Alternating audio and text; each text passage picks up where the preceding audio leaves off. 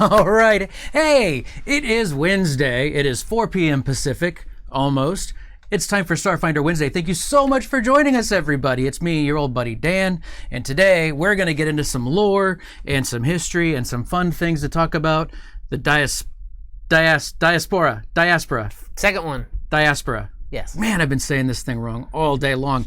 And to do that, we have our old buddy, as always, Jason Keeley in the house. Hello, Yay! here I am Welcome. Again. You can't get rid of me. No, we can't. You're like a co-host at this point. Yes. So I've been saying the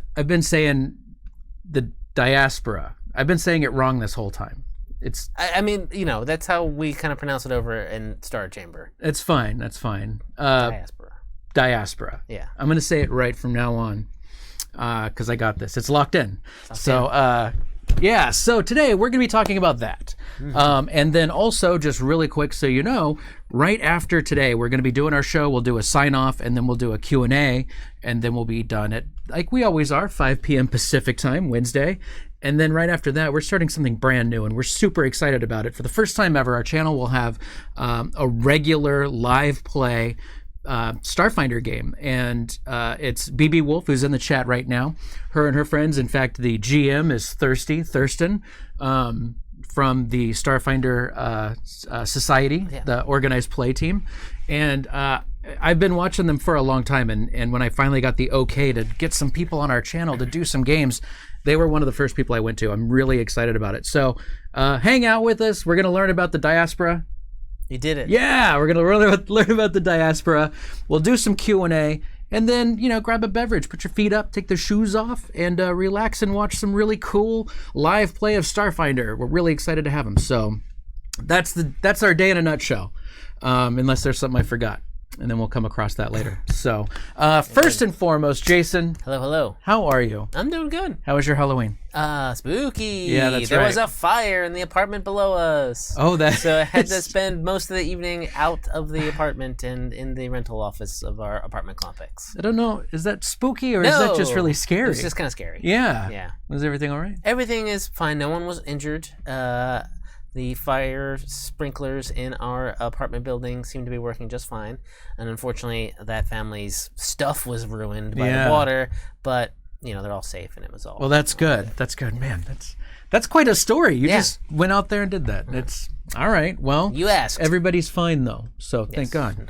Good. I'm glad you had a exciting Halloween and that there was no permanent damage. There's no damage to anything that I owned, I guess. So... Okay, so what we're planning to do here is learn more about the Diaspora. Mm-hmm. And to do that, we thought you would be the perfect person to be on. I've got some cool images to show. And you've got some fun stories and anecdotes and all of that kind of stuff to tell. Indeed. So without further ado, let's get into it. First off, what is the Diaspora? For those that don't know, what is this thing? The Diaspora is our Packed Worlds asteroid belt. It exists between the Adari orbit, that's the Kasathan world ship, and Eox. What it used to be, long before even the gap, long before Pathfinder sort of exists, it used to be two different planets. Two planets. It used to be two planets, and they were destroyed in a catastrophe that no one really remembers what happened. Okay. And now they're just a bunch of rocks floating in space. So then the catastrophe, would that be like pre-gap then? Is that what people do? Yeah, pre-gap. Because if you go to the Distant Worlds book, the Pathfinder campaign setting book, it is an asteroid belt there. Mm-hmm. So this happened long ago. Okay. And no one is really sure why. A lot of people think that Eox had something to do with it back when they were really, really evil. And not saying they're not now, but they some sort of doomsday weapon fired at both the planets. Mm-hmm. There's something magical happened because the Diaspora has a lot of weird stuff happening in it. And so, and indeed, it's got a lot of rocks and stuff, but it's also got a lot of weird planar energies and stuff like that happening that people believe are the result of this double planet catastrophe. Okay, all right. So then, as far as when it comes to like the Packed Worlds and the system that contains that, where does this fall roughly? It's between the Adari and Eox. Okay. So that's a couple planets away from Absalom Station, a couple orbits, let's say. Which makes Eox the perfect suspect. Yeah, that's why. I mean, that's why people I don't trust him. That's why people think. As much as I like Eox, you can't trust him. I mean, well, some of them you can't trust, but you can't trust some humans too. I do admire their go-gettedness, though. Yeah, oh my gosh, we're gonna die. Hey, I got an idea. Right. Let's just die. Some people even think that the whatever caused the planet-wide catastrophe on Eox is linked to the destruction of these two planets to form the Diaspora. Oh. So it's like some scholars think that they fired a doomsday weapon and it kind of also destroyed the two planets, but then it backfired on them and ripped the atmosphere from their own planet. Right. So maybe they reaped the reward of that already. You can trust Zoe from Live Exploration Extreme. Yes, you have to say it that way. I can't help it. Yeah. Protokaiser, thank you so much. That's very nice of you for the cheers. So we had Owen on the show, and he talked about a doomsday weapon that backfired and all of that sort of thing. So we're thinking that's what, possibly. That's possibly all connected. Okay, interesting. Until we decide to say otherwise, it's connected. And in the meantime, we get to have those tantalizing bits to play around with in our own game if we wanted to. Indeed. Okay, so then what is it like and I assume this is a concentric ring. It's probably in the plane. Probably gonna put in the gravitational plane of the system. Yeah. So it's not hard to get around it. Not hard to get around it. Not even hard to get through it. Like most people might think asteroid belts are really tightly packed. No, they're very far apart from each other. You can fly a spaceship between two asteroids pretty easily, generally. Okay, that's been our experience anyway. Whenever we're flying. Yes, exactly. Well, we have to do research, so what are you gonna do? What are you gonna do? Okay, so then, so this thing just exists now. Have these been? Look, I mean, the chat has already spoken. It's all Eox's fault. Like we know. We don't need to get into this. Not all of it everywhere.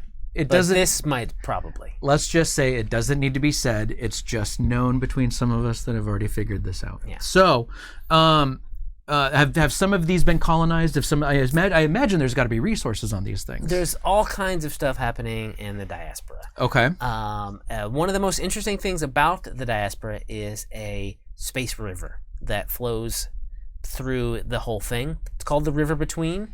If you show the map. Oh, I'll show that map. Show that map. Look at that. That is gorgeous. Not to scale, of course, and not representative of everything that's in the Diaspora, but it's hard to do a map of an entire asteroid belt on a single piece of paper. This is a detail. But it's representative. It's not representative. That's the word I'm looking for. Not figurative, but something along those lines. Right.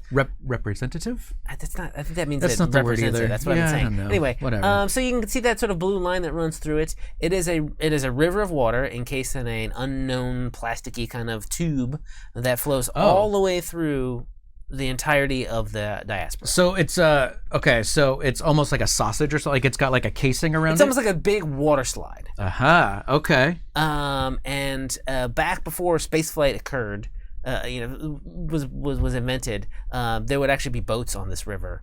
Okay. From the people who kind of lived around here, there is a race that considers themselves sort of native to the Diaspora. Are they called Belters? They're not. They're the Sarcesians. The Sarcesians.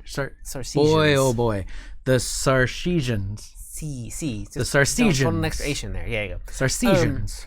They claim to be descendants of the people who lived on those two planets that were destroyed, although that's not quite proven. They are large, kind of gangly because of the low gravity. They are very gangly, and they have like energy wings that allow them to sort of travel through space. Okay. So they can flit between the asteroids, and whether or not they were able to do that before their planets were destroyed, no one knows. But they may have adapted to this, and so they have used to have boats on the river between. Okay. Traveling between their different sort of what they're called creche worlds. Asteroids in which they sort of raise their children, and all of this sort of flows in and out in between a body of it's an asteroid sort of ice on the outside but water on the inside. Called Nissus, and the river comes out and flows all the way around the Diaspora and then back in again. So that's where the water is kind of from. And there are some underwater cities of Sarcesians on the underside of the ice. And then there's also something kind of creepy and monstrous in the middle of that big bottle of water. Okay. And then most recently, we've sort of brought into this that the waters of the river between are starting to turn like pitch black and kind of have become unsafe to use. Okay. And people that still we're trying to use them. Obviously, it's a lot slower than space flight. It's river, it's river speed. Right. But some people still, it's cheaper to build a boat than to buy a spaceship. Generally. So people we're still using them, and they've been attacked by these unknown serpentine creatures, but no one's able to really identify them or fight them off or anything like that. So there's been no reputable photographs. There's been no reputable photographs. Exactly. Blurry ones. They just call them Diaspora worms, and all right. No one knows if they are dragons or sea serpents or whatever, or something even crazier. No one knows yet.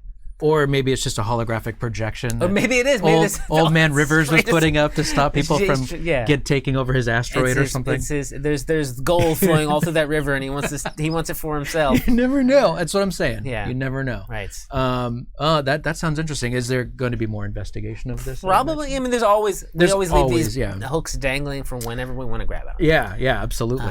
Okay. So that takes care of the space river. Yes. That flows through it. Probably the most interesting thing about and then I've got this really cool pic. I think the Dogfight is really just to kind of show what it looks like if you were you were in the Diaspora. Yes, this is actually an image from the upcoming Adventure Path, the Diaspora Strain. Yeah. Which takes place in the Diaspora.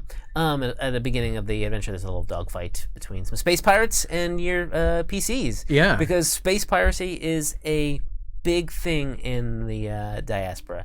There's a lot of them. There's lots of tiny places that a lot of the asteroids are unexplored, right, and uncolonized, what have you. So there's just basically it's kind of anyone's game, and there are a lot of little places where space pirates can hide and ambush travelers that come by. You know, you may think it's safe to just fly past these asteroids, which it is, but they might be jump out and grab you and then get out of there. So there are the in general space pirates that are unaffiliated. You can see basically the space pirate art. Yeah, that guy, who is the image for the space pirate theme that's presented in Pack Worlds related to the Diaspora. All of this information is in the Pack Worlds. Right. If you want to read about it yourself. We're not worried too much about spoilers for Signal of Screams or any of that stuff. But while there are lots of unaffiliated groups, there's also a large group known as the Free Captains, which you may remember if you're familiar with Pathfinder. The Free Captains of the Shackles, the Free Captains of Starfinder have taken to space and find their home in the Diaspora. Would that be a captain? That is a free pirate captain. A free captain pirate. A free captain pirate lord, actually, I believe. Man, that is a lot of words smashed together there. Is. A free captain pirate lord. Yes. Okay. Boom. Rolls right off the tongue. I don't know why I didn't. Right off the tongue. I didn't get that quicker. They have a base. Okay. In the Diaspora. Oh, nice. Okay. Known as Broken Rock. And it's one of the largest asteroids in the Diaspora. It's also hidden. You can't get to it unless you kind of know where it is. Right. To keep law enforcement away. It is basically Space Tortuga. Oh, I was gonna say it's like Pirate Island. It is Pirate Island. Okay. It is just a big sort of city carved into the face of this asteroid. There's a big crack in it that they refer to as Besmara's Smile. There's lots of space docks and taverns and gambling halls and homes and whatnot. It's also defended by very large starship scale cannons that are called the broadsides. Oh wow. Okay. So if the Hell Knights or the Stewards kind of come for the space pirates, they can defend the asteroid. Okay, all right. And that is where all the sort of the business of the Free Captain Council takes place. It's a friendly port to the Free Captains and other space pirates. If you want to go join the Free Captains, you might. Well, you'd have to find it first, but you might be able to get there. That's where Free Captains get elevated to pirate lords, and where the Pirate Council, the Free Captain Pirate Council, it does all the business and decides who's fair game and who isn't. Right. Because while the Free Captains are pirates, they have a code. Yeah. Okay. Yeah, they follow sort of their own rules. They don't attack. They might basically be like they might go and do some extortion on a particular corporation like Abadar Corp, and like, hey, you give us a bunch of credits right now, we'll make sure that none of the free captain pirates attack your ships as they pass through. Protection money. Protection money. Yes. Exactly. Okay. That old racket. Yes, and they will also, free captains will also sort of do their own duty of fighting off the non-affiliated space pirates from those that they have been paid to not attack. So it's just like to make sure that they get the Abdar Corp or the corporation gets their money's worth.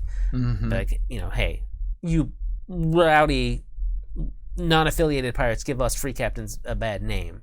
So there's always a little clashing between the groups. Okay, all right, but nothing too serious. I mean, it's not like fighting war. for business. Yeah, it's okay. It's all right, exactly like gangs fighting one another. Yeah, absolutely. Okay, and then you were talking about the colonized asteroid, and I'm sure that's not it, but that was in the upper right hand corner. That is a blow up of Broken Rock. Oh, and that is that's Broken Rock. Yeah. And that blue thing, that blue circle there is Nissus, the ice planet. Okay, all right. Planetoid. So look at that. Images for proof, basically. Yes, exactly. All right. Well, see, as you were talking about things, like, boy, that sounds like what's in that image, and I might have moved off of that one too quickly, I think. So, all right. So, yes, that's a look at the colonized asteroid, as it were. Basically. All right. So then, what else would we find in this belt? So many things. One of the other large things, you've got dwarven star citadels. There's a lot of mining going on in the Diaspora, as you might expect. And dwarves have a lot of stake on what's going on there. And so there's a few of them. Basically, star citadels are essentially sort of asteroids with engines put on them, so they can move them around and basically get to the good mining bits. Right. So that you can find that the first one, which I believe is called Herohad. Oh, that's something I'm not sure how to pronounce. Now we can't even pronounce our own things. We're in trouble. Is the first star citadel of the dwarves, and it is tooling around the Diaspora, looking for the best places to find valuable metals and minerals and whatnot. Right. Okay. And then is it pretty common that they would use this river to go from? No, I mean they have their own. The star citadels themselves are mobile. Okay. So they're going to go between. So the whole thing just goes. Okay. The river between just sort of is it passes through some asteroids and whatnot. It's not necessarily like super convenient for every one of them. Okay. It's a good. It may be a sort of a highway, but it's not quite a. It's like train tracks. Straight train tracks. Yeah. Like if it doesn't go, control over where. Yeah, if it doesn't go where you want it to go, you can't get there from there. And if you jump in this river at one point, will you eventually wait long enough and end up back at that same spot? Yeah, you will. It's a complete loop all the way around. It's amazing. If you don't get eaten first. Well, I mean, but that's true with anything. Yes, it is. I don't even know what that means. Yeah. So, okay, cool. So it is a one big loop. It goes all the way around. We've got some of these that are inhabited. Some of them still yet to. There's so many that they've yet to be discovered yet. Explored, discovered. Yeah. Okay. And there's lots of other sort of weird things floating in here. There's basically a large ceramic head. That's called the Forgotten King. Okay. That's got some like weird writing on it that no one's been able to decipher. That is 100% a sort of Ozymandias reference. Okay. But what it means for Starfinder, no one yet knows yet. And there's people who some ne'er-do-wells who might sell you like, oh, I have the translation. It tells you where the treasure is. You want to give me a bunch of credits? We can get this excavation started. Right. So there's a lot of charlatans going on there. It's the idea. It's the Starfinder version of I have a bridge to sell you. Indeed, kind of thing. Okay. Yeah. I have this treasure map. Sure you do. Exactly. Yeah. But not to say that. There might be might be something there because there's a bunch of runes that no one knows how to read. Yeah, it's got to be something. It means something. It's got to mean something, exactly. Interesting. Yeah. All right. So, and then, and I'm sure the ones that haven't been discovered, obviously, there's nothing to say about those yet. Not necessarily, but as you know, in your game, you want to put a long dormant threat like a virus trapped in a rock or a weird alien artifact frozen in time. Throw it out into the Diaspora. And I started pronouncing it wrong. Diaspora. Throw it out into the Diaspora. It's my fault. That's on me. And it can be on any one of those undiscovered rocks for your PCs to just stumble on as they're looking for something to mine or just looking for a base for their operations, something like that. Yeah. Okay. So there's lots of weird hidden stuff. And then when it comes, and just kind of looking through, I've got a little picture of a ship here that. There's more space pirates. That is definitely, as you can see, with skull and crossbones. Yeah, and that symbol endures for pirates. Indeed, it would seem. does. And then I've got someone here that we have not. Shown go back yet. so we go back to space pirates. This is Ceres Hightower. She is one of the free captain pirate lords. Okay. She is the oldest one in terms of age. Okay. You know, she is a human woman who tried to become a Hell Knight, decided it was too rigid for her, Right. took all that military training, and then became a space pirate. Makes her pretty dangerous. She is very dangerous, despite her, possibly because of her age. She's had a lot of experience, and she is willing to use it. Yeah. She's tough, but I think we see she lives on Broken Rock, or she spends a lot of her time on Broken Rock, and she is respected amongst the free captain pirates, although not necessarily liked by everybody. Right. So she's a tough one. So the Sausesians. Close enough. Is that not right? It's Sarcesian. Sarcesian. Now I can't say it. I don't know. Sarcesians. I'm making it rough for everybody. It's fine. It's fine. It's good. They consider themselves native. Yes. To the diaspora. Yes. But is there evidence that they have been there forever? Is there something to back that up? There has been some evidence found. The claims are very strong, but no one has definitive 100% proof that they are descended from these two planets, descendants of the former inhabitants of the two destroyed planets. Okay. But they have they are probably the largest population of the diaspora, and they, in terms of the government, there is no central government. The diaspora is a Pact World's protectorate, but there are groups that get sent to the Pact Council in terms of, for when legislation needs to take place, and the Sarcesians have a large contingent of those sort of councils, groups that get sent in, envoys essentially, right? Going like, we need better protection for our, hey, our river between is polluted or something's magical's happening to it. We need someone to go and take a look at it. And Pact Council be like, well, we don't have the resources and so forth. So save our space, river whales, and things like that. There is conservation efforts and stuff. When they're finding new ones, and now I'm just going off script here because now I'm just really curious. Yeah, when they find a new asteroid, what sorts of ruins are they finding? What sorts of, if anything, are they finding?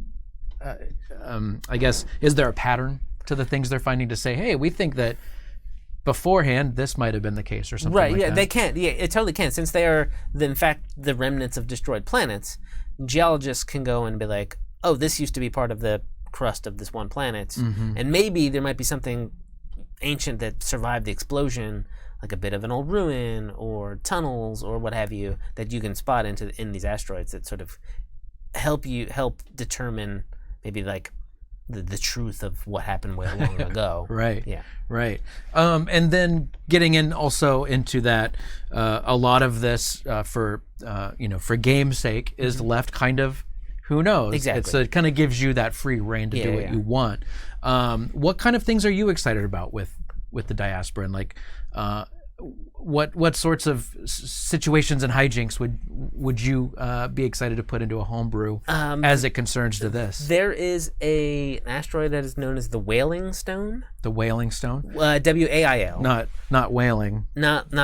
Not whalers on the moon. Right. Not Nantucket whalers. With the whaling, as in the cries of tortured people. Okay. Which is mostly kind of empty and weird and full of these tunnels and corridors that suggest that it may have been a prison at one time. Really? And people do report occasionally seeing figures in tattered yellow cloaks. Like ghostly figures, or in the distance, not quite sure if they're ghostly or real, the people, what have you. We don't come right out and say it in Pact World. We sort of say that tattered yellow cloaks, which to those who might be familiar with things in the know, who have maybe perhaps played the Strange Aeons AP or read a lot of Lovecraft, definitely suggests Hastur. Yeah, exactly. So that's out there.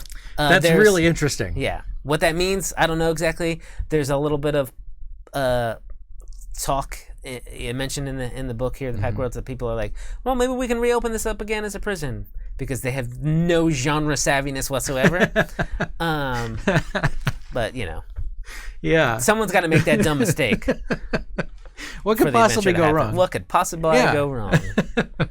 All right, and then as a kind of, so we already said that they're not necessarily in the Pact worlds. They're like a protectorate of. Well, yeah, they're not a Pact world. Right. They're just a protectorate, like the sun is a protectorate of the Pact world. This is the Sarcesians have been sort of lobbying to say that to get their own full Pact world status. But that is if you want to get into more of a political campaign, you can sort of head in that direction and decide who's trying to keep them down, or maybe help them out and try to change the face of the Pact worlds entirely by making this asteroid belt a Pact world. Right. As a group, what sort of, if at all, do they have aspirations to be a more united type thing, or are they perfectly happy with kind of having all of these different elements around? A lot of the people in the Pact in the Diaspora are live and let live. Like, we have our own, we're going to protect our own. We don't necessarily care what's going on an asteroid 100,000 miles over there. Right. As long as it's not affecting us in any way. So the Sarcesians, the free captains, the dwarves, they're all pretty much just like, we're good. We can deal with our own problems, and they do have their own problems. But we're not necessarily going to try to unite every single asteroid, and unless we're not going to worry about what the dwarves aren't going to worry about what the Sarcesians are doing, unless there's for some reason one of the other groups starts right. it, starts the problem. Interesting. Well, thank you so much for talking about this. This was a lot of fun. I had a good time. I learned a lot about something that I didn't know anything about. There you go. So, in fact, I think when we first sat down, I thought it was something completely different and started asking you questions, and you were like, I don't think you know what this is. It's like, that thing. You asked one question, and then you self-corrected. You don't put yourself down too much. Yeah, he's got my back. So thank you. Good questions. Thank you very much. So on that note, we're going to do a sign off. Thank you so much for being back again. We're just going to go ahead and let you have that chair. We'll put your name on the back of it. It's already got my butt print in it. Thank goodness for that. And so, on that note, we're going to go ahead and say goodbye for today. Thank you so much for joining us. We do this show every Wednesday at 4 p.m. Pacific on twitch.tv/official Paizo. Join us if you'd like to be a part of the Q&A that we're getting ready to start right now. In the meantime, this gets uploaded to YouTube every Friday. Feel free to subscribe and hit the bell if you'd like to be notified every time we put more stuff in. And if you're thinking about running a homebrew for Starfinder and using the Diaspora, let me know in the comments what you plan to do with it. I'll make sure Jason sees all of those. In the meantime, thank you so much for joining us. And for Paizo, and for Jason Keeley, and for me, your old buddy Dan, thanks for joining us, and we'll see you again next week. Bye.